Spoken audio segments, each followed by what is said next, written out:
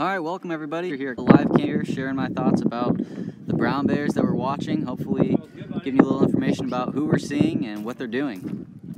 So if you're watching on Facebook Live, if you want to see more action like this, check out explore.org. We have live webcam streaming 24/7. We're in the middle of a really long bridge closure today.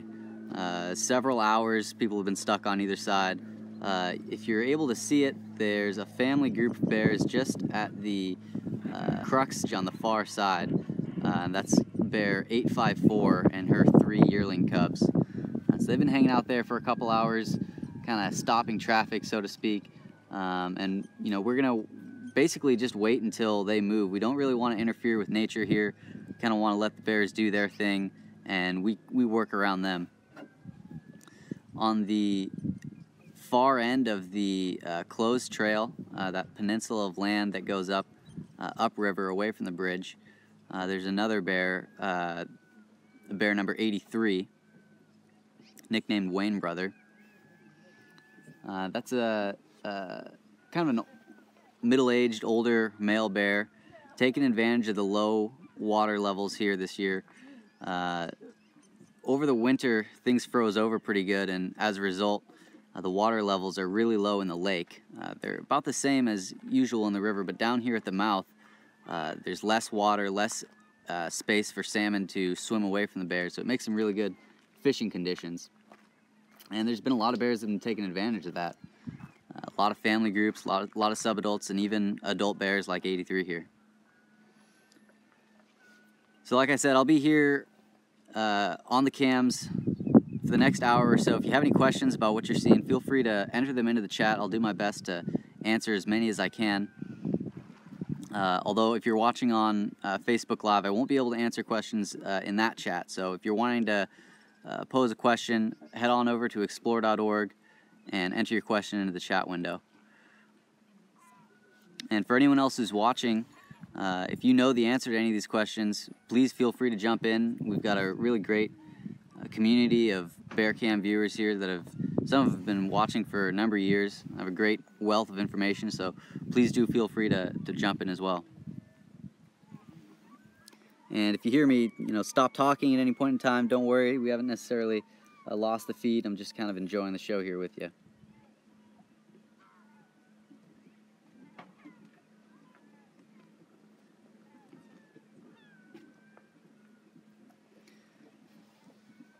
And if you're not familiar with the Brooks Camp, I'm standing on an elevated viewing platform. Brooks Camp is a really popular destination for bear viewers. People come from all around the world to see bears here, and we have a system of elevated walkways and viewing platforms that people can watch the bears from a kind of a safe area from. So I'm standing about 12 feet off the ground on this viewing platform. We've got several other people here with us, as I mentioned, waiting to cross the bridge, waiting for bears to move out of the way.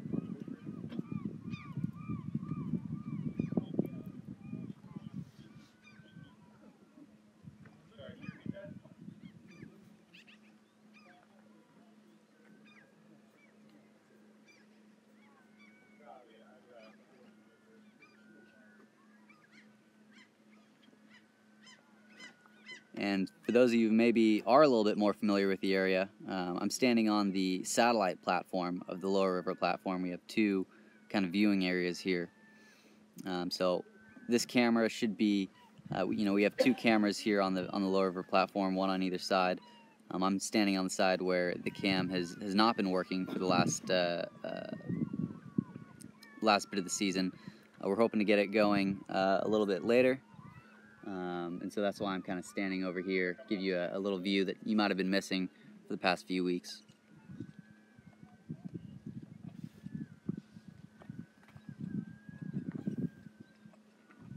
And if you can see the bears out there on the spit near the boats, we have a family group, 2 yearling cubs, and weeks. It's been really interesting to watch, but it's also caused a lot of just kind of hecticness on the river here. Subadults will sometimes follow these family groups around and kind of push them around the river and move them into other family groups, and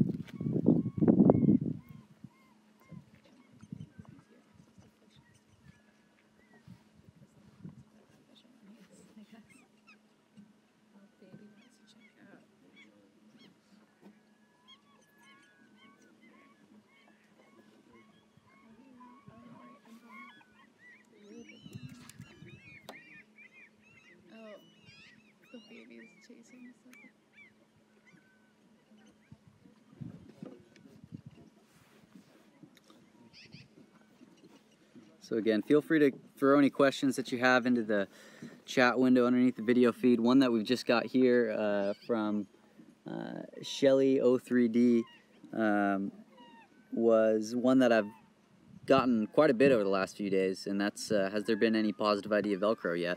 And that's 273's offspring that was likely emancipated earlier this year. I know I'll probably raise a lot of excitement here, but I want to emphasize that I'm definitely not sure on the ID. I did see a subadult earlier this afternoon in the lower river that appeared a lot like 273's offspring. I can't be positive. I also talked to Ranger Leslie last night, our bear monitor and bear biologist here at the park, and she also saw a bear that looked a lot like 273's offspring, but wasn't positive.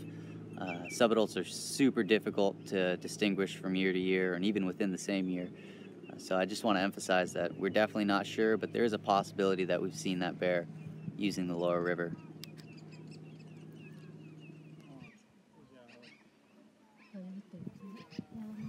All right, welcome everybody.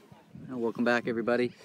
Sorry for all the technical issues. We seem to be working a little bit better now. Out in the river here, we do have that family group swimming across the river. Out by the queue, there's another single bear. We'll see if they pop back out here in a moment. Like I was saying earlier, the low water level this year has made fishing really good in the lower river. It's easier to trap fish onto the bottom of the river. Fish have less area to move around, move away from the bears. And we've seen a lot of family groups, subadults, and even adult male bears taking advantage.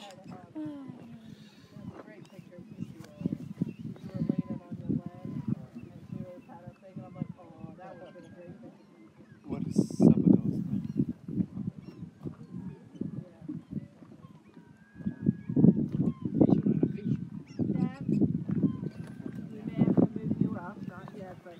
And out on the river there, it actually looks quite a bit like bear 504.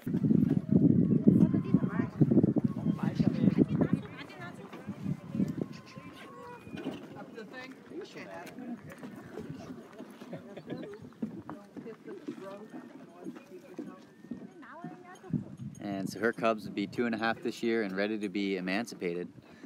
So it would make sense for her to show up, you know, alone.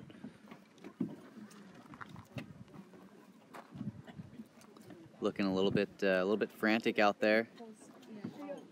Maybe here for the first time, seeing all the salmon, seeing all the family groups around. And I do remember last year when she showed up, had a little bit of the same behavior. Took a little while to kind of get used to the area.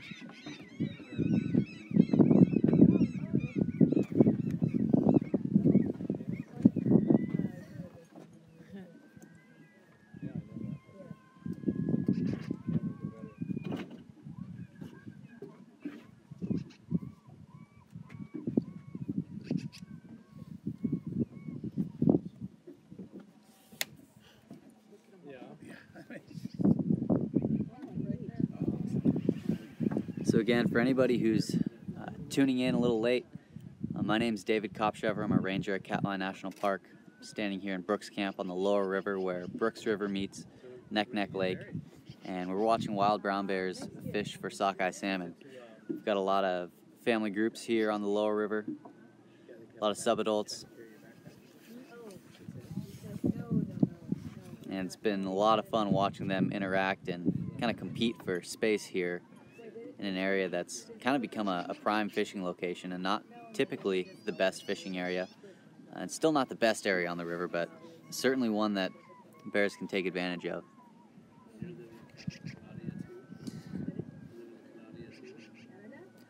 And we're not sure which family group here is out in the mouth. It's a very large sow with 2 yearling cubs.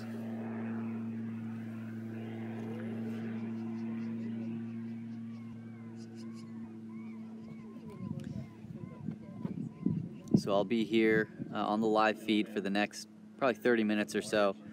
If you have any questions about what you're seeing, head on over to explore.org if you're not there already.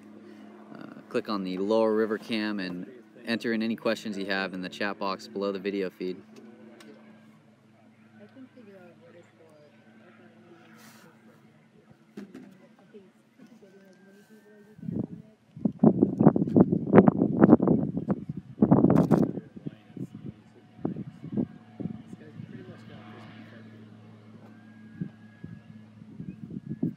And I did mention earlier that 273's offspring was potentially seen on the lower river earlier today. I'm not 100% positive on the ID myself. It's, like I've mentioned a few times, very difficult to identify subadults year to year and within a year. I also spoke with Ranger Leslie, our bear monitor, and bear biologist had 273's offspring a few days ago. Again, not totally positive on the ID.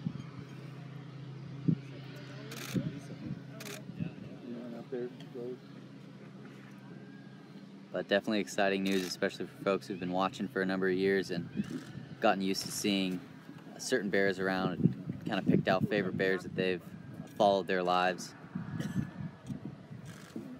And again, in the mouth of the river here, I'm not sure who the family group is, a very large sow with yearling cubs, and it appears to be bear 504 out a little farther.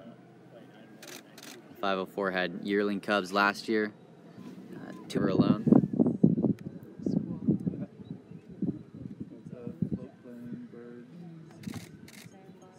Over half of the world's sockeye salmon come from Bristol Bay. Anywhere between 40 and 60 million fish return each year. And the Neck River gets to see a couple million of those each year. So far, we're already at over 1.5 million fish that have swam into the Neck River. And we'll see about 20 or 30% of those come into the Brooks River here.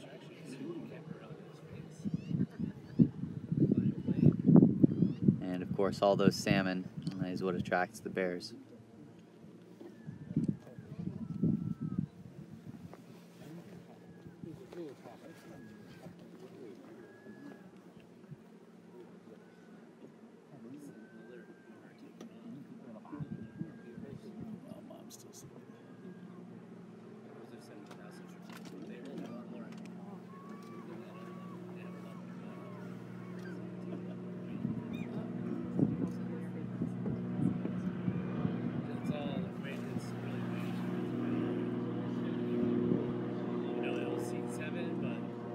And as you're seeing here, there's a lot of bear activity, a lot of human activity as well, a lot of float planes coming in and out. You might have seen some folks walking down on the road here if they're in view of the camera.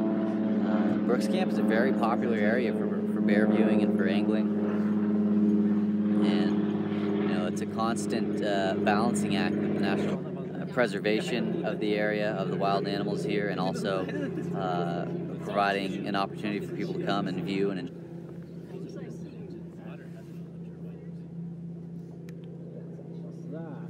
We've got really strict rules about how people can behave here in Brooks Camp. There's no food allowed anywhere but a few designated locations. Not allowed to carry, anywhere in Brooks Camp.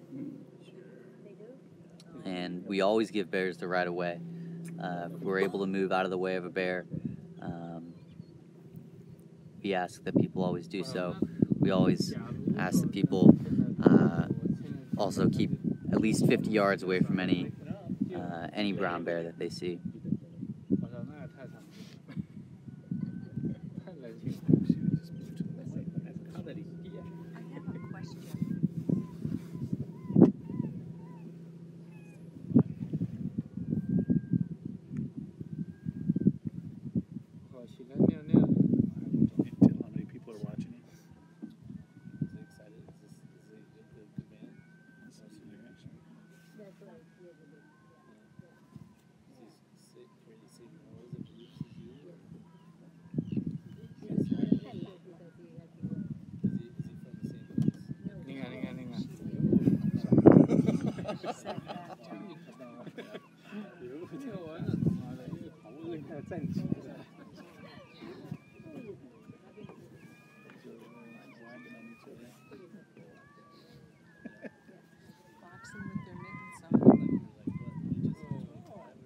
他们这个有一个备选方案都没有哈。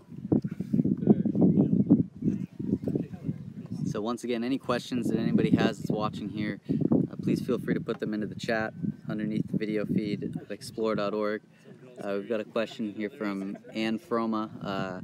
At what age do cubs stop nursing usually? Cubs are weaned slowly, so they'll get most of their nutrition from their mother's milk their first year, so when they're spring cubs. And slowly throughout that season, they'll start eating more and more solid foods. Here, that's predominantly sockeye salmon. And then by their next year, when they're yearlings, they'll still nurse, but they'll again eat more and more food on their own. They'll start catching their own fish even, and scavenging and taking fish from. And by the time they're 2.5, for the most part, by then they're predominantly eating their own catches and stealing or sharing food with them.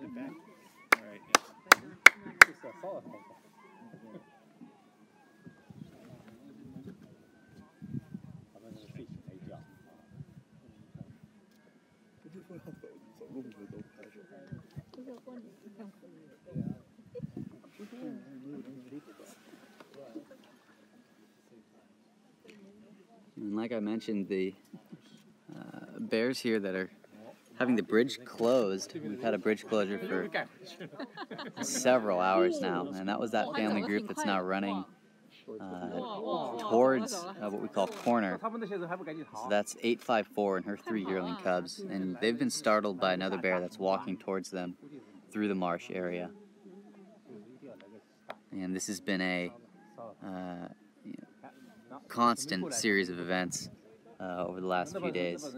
Bears sleeping in and around the lower river, other bears moving around, subadults kind of rousing them and startling them, having them run in different directions, maybe startling another family group in the process.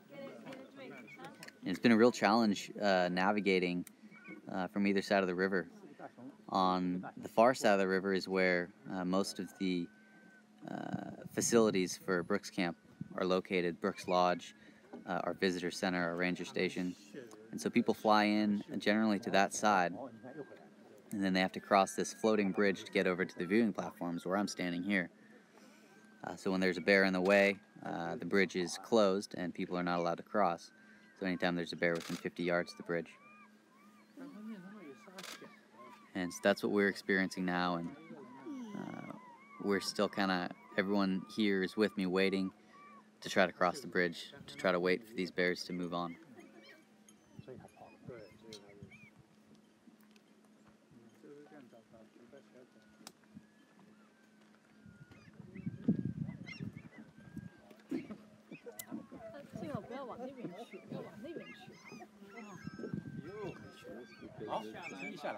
There's a question here from Bird Nerd 57 about any negative impact that bears might be having with the extra land exposed out on the beach and at Point. I think overall they're getting really a huge benefit because they're having all this additional access to salmon. There is always the potential that we impact the bears' movements. As much as we try to avoid that, any human presence in this area on the bears, whether it's people fishing in the river, people viewing from the viewing platforms, or even setting things up for the live cams, there's always going to be some kind of impact to the environment that we have here. And so that's that kind of balance that we always have to play of, how can we preserve these animals, how can we preserve this place, but also be able to enjoy it. So there have been a few incidents where people were unable to move away from a bear, or where people were walking along and didn't see a bear and may have startled the bear. So those are things that do happen. As much as possible, we try to avoid that, and that's why we have rangers stationed on either side of the river We have bear technicians through camp moving people out of the way when bears happen to run through camp or run nearby camp.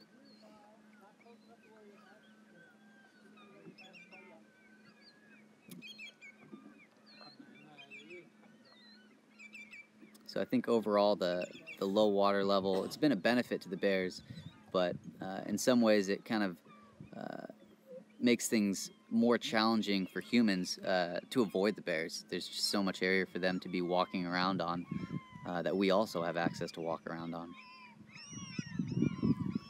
So again, always kind of playing that balancing act of, you know, how can we operate Brooks Camp, have people come to the viewing platforms, be able to set equipment up for the live cams.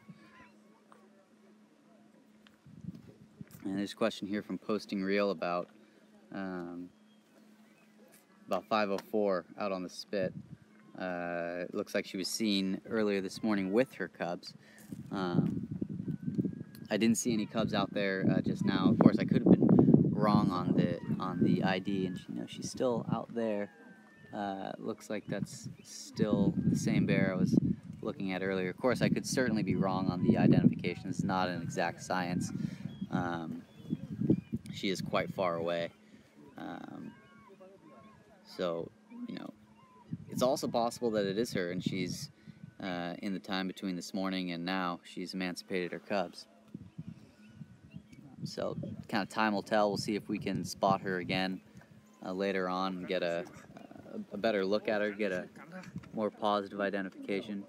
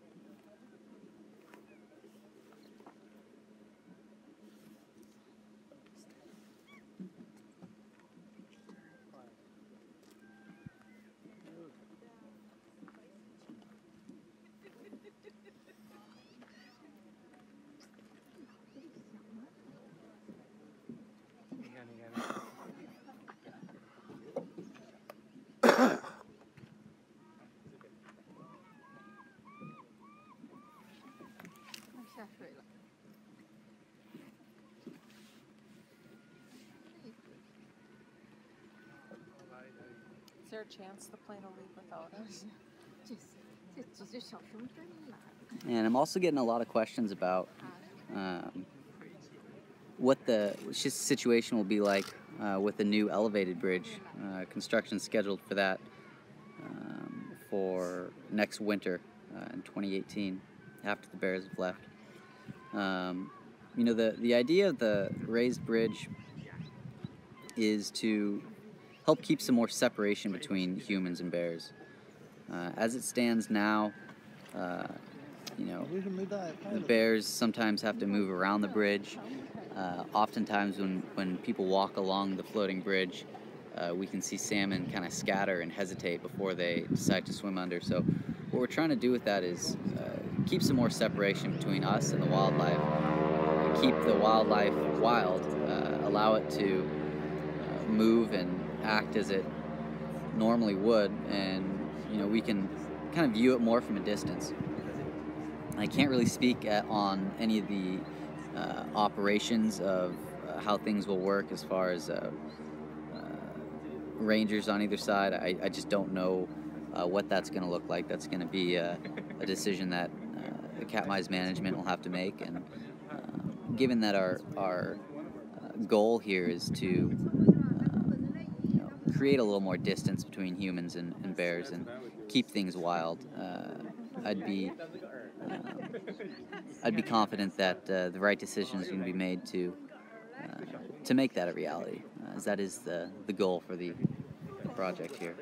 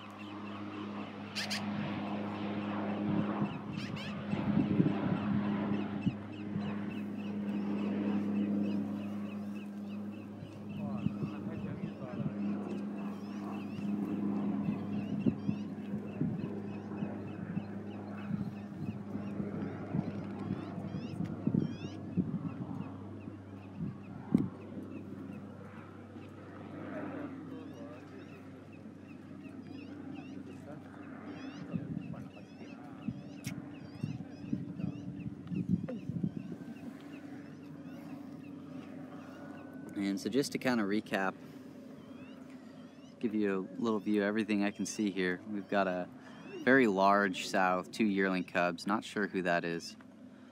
We've not identified that bear quite yet. Out to the left there, is another single bear. Definitely looks like a sow. To me, looks a lot like 504, but we'll have to keep an eye on her and see if we can get a better view coming up to confirm that. And then over there across the river on the gravel path there is bear 854 and her 3 yearling cubs. And she's been sleeping in that area for several hours now. And folks have been waiting very patiently on either side of the river, waiting to cross, to get on their planes, to go home, or waiting for to get over to the lodge to eat a meal. And people on the other side have been waiting to see the bears. They're out over in camp. We have rangers on either side of the river, and we try to kind of navigate visitors who are here hoping to see bears, trying to navigate those people and ourselves around the bears so we can allow them to move naturally and live the wild lives that they do. We also definitely don't want to move them away from their food source. It's very critical that they are able to put on the pounds right now while food is available to them. In the wintertime, they'll have 6 or even 7 months where they're not eating any food. There's nothing available to them to eat, so they're going to be hibernating and living off all the fat that they've stored over these few months here in the summer.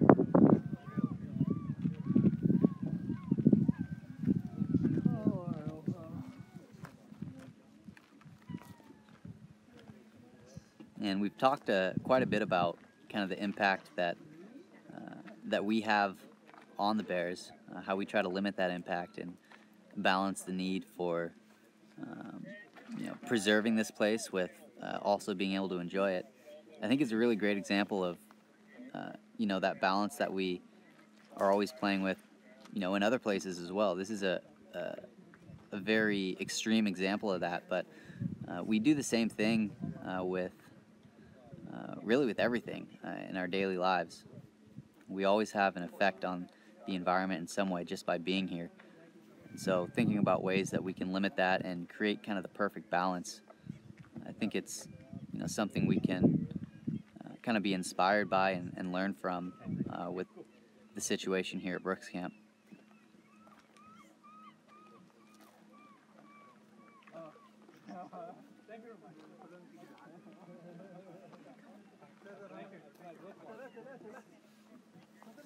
And so it's been about an hour here. Again, my name's David. I'm a park ranger at Katmai National Park and Preserve. We're here in Brooks Camp. I'm going to turn things back over to the regular cam operators.